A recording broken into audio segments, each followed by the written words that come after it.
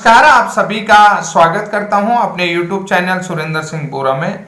इस समय देखिए सबसे बड़ी खबर आ रही है यूपी 69,000 बीएड प्रशिक्षित शिक्षकों की, जो यूपी 69,000 में जो है भर्ती हुए हैं, उन बीएड शिक्षकों को ब्रिज कोर्स में अंतरिम राहत के संबंध में जो खबर आ रही है उसी के बारे में आपसे बातचीत करता हूं।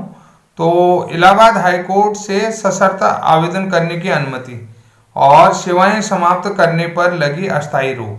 तो साथियों, ये उन साथियों की याचिका है जिन्होंने ब्रिज कोर्स जो है कि 2017 से 19 के बीच में कर रखा है, जो किसी प्राइवेट स्कूल में पढ़ा रहे थे। तो उसके संबंध में मैं आप लोगों से बातचीत करता हूं। देखिए, ये जो है कि इलाहाबाद हाईकोर्ट के judiciary at Allahabad Lucknow bench की बात है। ये फ्रेश सप्लीमेंट्री लिस्ट है जिसमें 24 दिसंबर को सुनवाई हुई कोर्ट नंबर 14 में, और ऑनरेबल जस्टिस राजीव सिंह की जो यहाँ पर दिख रखा है। तो उसी के संबंध में आप लोगों से बातचीत कर रहा हूँ कि ये आखिर है क्या चीज़ मामला। तो थोड़ा सा इस मामले में हम बातचीत करेंगे।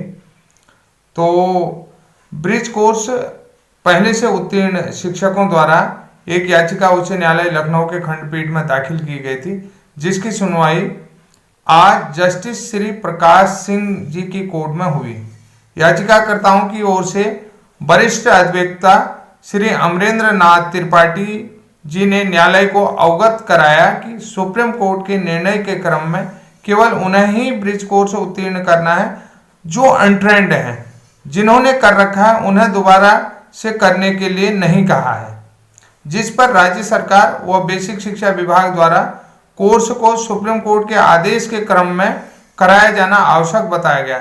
लेकिन न्यायालय ने इस बात से सहमत नहीं हुआ और एनसीटी के अधिवक्ता से इसका उत्तर मांगा, जिस पर एनसीटी के अधिवक्ता ने कहा कि सुप्रीम कोर्ट के निर्णय के बाद पूरे देश में यह पहला मामला आया है। इस पर विचार विमर्श करके ही कोई निर्णय ले सकते हैं और न्यायालय से इसके लिए समय मांगा है, जिस पर ब्रिज कोर्स में अप्लाई करने की अंतिम तिथि 25 दिसंबर होने के कारण याचिकाकर्ताओं के लिए न्यायालय से अंतरिम राहत की मांग वरिष्ठ अधिवक्ता डॉक्टर अमरेंद्र नाथ त्रिपाठी जी ने की, जिसको स्वीकार कर लिया गया और प्रोविजनली आवेदन करने हेतु निर्देश कर मामले को 9 जनवरी को फ्रेशली लिस्ट कर दिया, यानी कि 9 जनवरी को इसको फिर से सुना जाएगा।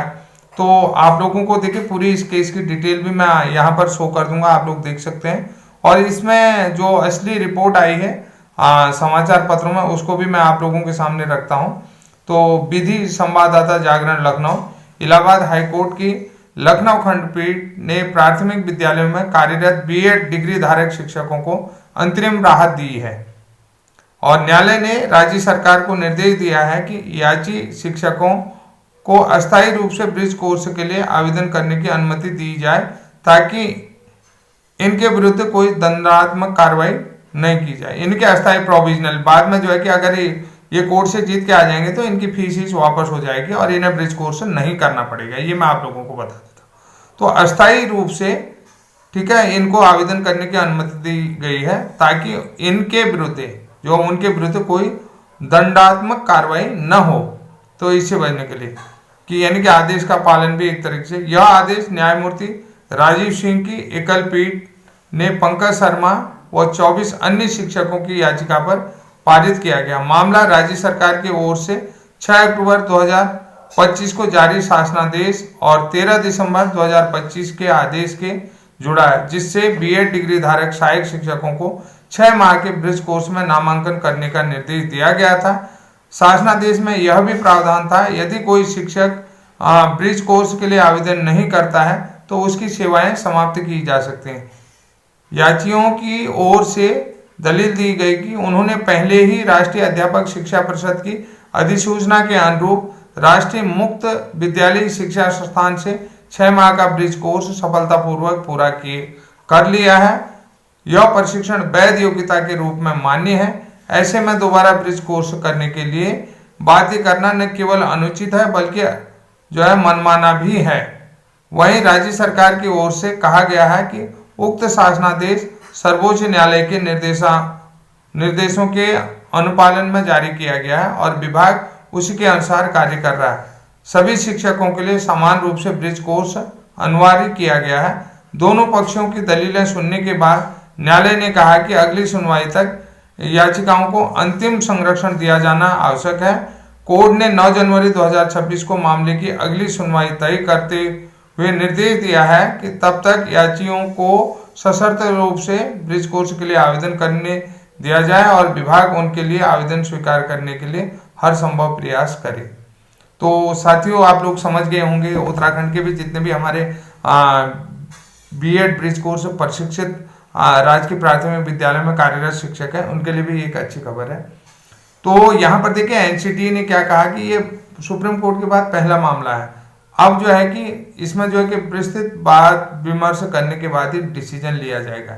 ये चीज क्या है, तो कुल मिलाकर के ये पूर्व में जिन्हें ब्रिज कोर्स कर रखा है उनके लिए एक वैध कार्यक्रम होने वाला और बहुत अच्छी पहल हो सकती है ये यूपी की तरफ से। देखिए यूपी में जो है कि आलोक कुमार पांडे जी के साथ हमारे जो है, और मेरे अनुरोध करने के बाद ही उन लोगों ने कोर्ट में याचिका लगाई है और बहुत जल्दी लगाई, क्योंकि इसमें पहले भी याचिका लगाई और अभी एक 3 तारीख को लगेगी। एक का जो है कि लिस्ट दूसरे का भी मेरे पास आ चुका है। इस पूरे केस की जो है कि जानकारी मेरे पास रहती है और पूरी जानकारी मैं आप लोगों के साथ शेयर भी कर रहा हूँ। ये तो साथियों देखिए, ये ब्रिज कोर्स का एकमात्र ऑथेंटिक चैनल है जो ब्रिज कोर्स के बारे में सही जानकारी देता है। और देखिए सबसे ज्यादा ब्रिज कोर्स प्रशिक्षित भी उत्तर प्रदेश में, और ये सीधे जो है कि अब बाद में हाई कोर्ट से सुप्रीम कोर्ट कनेक्ट होते हैं। तो देखिए कि सुप्रीम कोर्ट का भी ब्रिज कोर्स को लेकर के परिप्रेक्ष्य ही बदल जाएगा, वो उसका भी नजरिया बदल जाएगा कि वास्तव में इतने